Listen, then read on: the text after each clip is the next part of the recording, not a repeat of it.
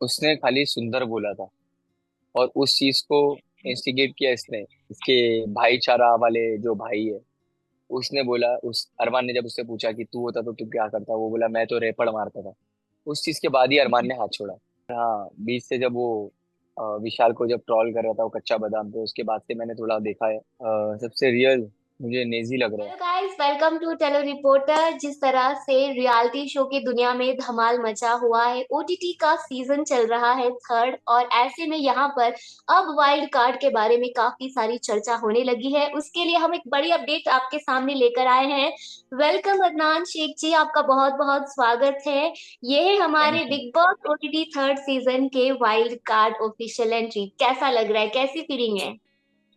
Thank you, बहुत ज्यादा खुश हूँ, बहुत एक्साइटेड हूँ। और क्या कुछ प्लानिंग है, क्या कुछ सोच के रखा है? एक थोड़ा एडवांटेज मिलता है वाइल्ड कार्ड एंट्री को कि बाहर से सब कुछ हम देख लेते हैं, कैसी गेम चल रहा है। अंदर से उतना पता नहीं चलता, बस एज एन ऑडियंस हमारे पास एक बेनिफिट मिलता है।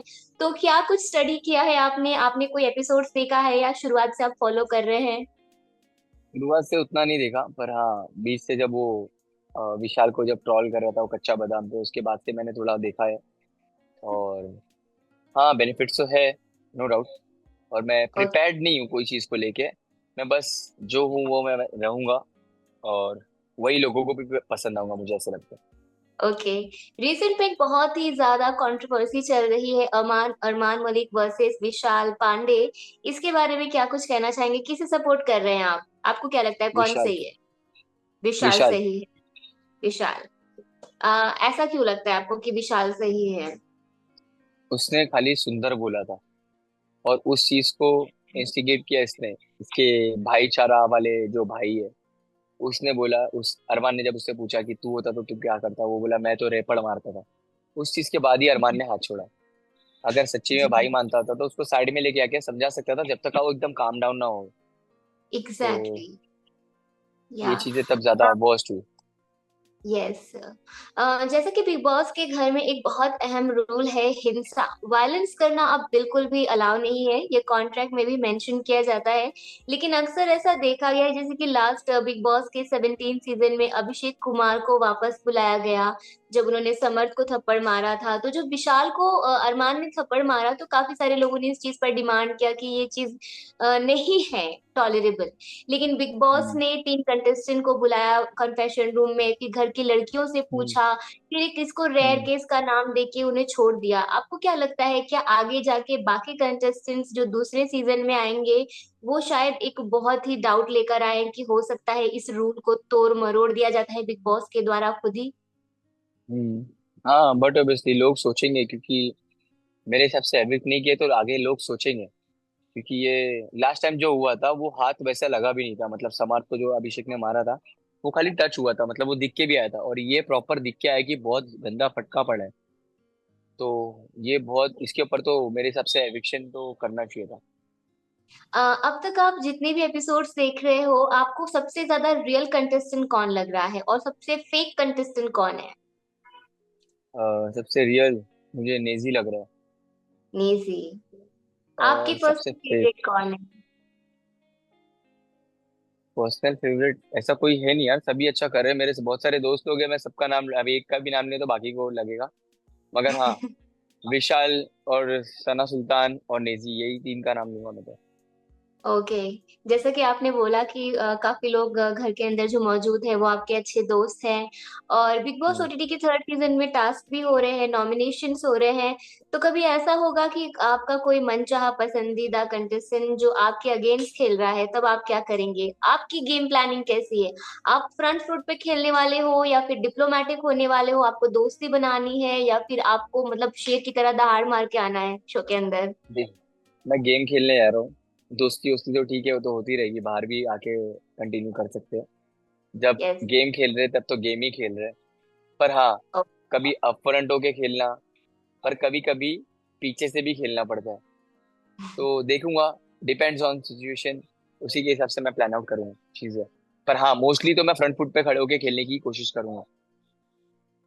लास्ट सीजन में as a wild card entry YouTuber Elvish Yadav आए थे और आकर उन्होंने इतिहास रच दिया, वो विनर ही बन गए सीधा।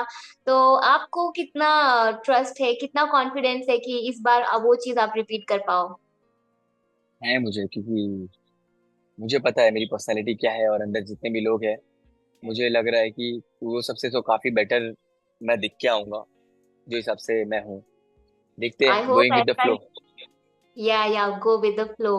और जैसा कि इस सीजन में एक चीज देखी गई है कि बॉटम टू को चुन के घर वालों को डिसीजन लेने के लिए कह दिया जाता है कि आप अब डिसीजन लीजिए कि इसमें से सब कमजोर कौन है। तो उस वजह से कई बार ऐसा होता है कि जिस कंटेस्टेंट को अगर शायद उतने कम वोट ना भी मिले हो तो भी वो घर वालों की वजह से वोट आउट हो जाता है। जैसे कि पायल मलिक, उन्होंने अपने एविक्शन को अनफेयर बताया। मुनीषा खतवानी ने भी सेम चीज बोली है। अगर कभी आपके साथ ऐसा होगा तो आप क्या करेंगे? क्योंकि इस बॉटम ऐसे सिचुएशन में कंटेस्टेंट्स के साथ दोस्ती बना के रखना बहुत ज्यादा जरूरी हो जाता है गेम में सस्टेन होने के लिए। तो बॉटम टू में तो आ रहा ही नहीं हूँ मैं। Good. Nice confidence. I uh, hope आप ना आए। और आगे की और इस बिग बॉस ओटीटी 3 के अलावा और किस तरह के प्रोजेक्ट में आप नजर आएंगे? फैंस को क्या मैसेज देना चाहेंगे आप? कुछ नहीं, बस बहुत सारा काम करना है। और फैंस को यही मैसेज देना चाहूंगा कि जिस तरीके से प्यार और सपोर्ट करते आए, अभी बीच में तो एविक्शन के लिए जब नॉमिनेट होऊंगा तो तुम लोग को कुछ करने की जरूरत नहीं है, क्योंकि शायद ही होऊंगा नॉमिनेट। तुम लोग को डायरेक्ट वोटिंग करने का फिनाले की ट्रॉफी के लिए। तो रेडी रहना, और जितने भी दोस्त यार है आसपास के, और तुम लोग के घर में जितने भी फोन है, सब फोन से वोट करना और ढेर सारा प्यार देके जिता देना इंशाल्लाह। बिल्कुल बिल्कुल। ओटीटी 3 खत्म होने के बाद अगर बिग बॉस के 18 सीजन का आपको ऑफर मिलता है तो क्या आप दोबारा जाना पसंद करेंगे? तुरंत बाद सोचूंगा, क्योंकि इसके बाद बहुत सारी चीजें हैं। थोड़ा सा एक काम करके फिर नेक्स्ट अगले सीजन में 19 में शायद चले जाऊं, क्योंकि अभी 18 में तो जाना, एक बार रियलिटी शो करके फिर थोड़ा बहुत काम करना दिखना चाहता हूँ मैं। फिर गायब हो जाऊंगा नहीं तो 3 महीने के लिए। या पर्सनली आपको किस तरह के रियलिटी शोज करना पसंद है? पर्सनालिटी, डांस रियलिटी शो या फिर स्टंट बेस्ड रियलिटी शो? मैं ऑलराउंडर हूँ, सब कर सकता हूँ। Okay okay okay, thank you very much हमसे बात करने के लिए Adnan. All the very best. हम आपको जरूर थैंक यू। देखने के लिए बहुत ज्यादा एक्साइटेड है। एक नया कुछ थैंक यू। पन नयापन देखने को मिलेगा, एक नया जोश आएगा शो के अंदर। और थैंक यू और all the very best for the big boss OTT 3। Thank you. Thank you so much.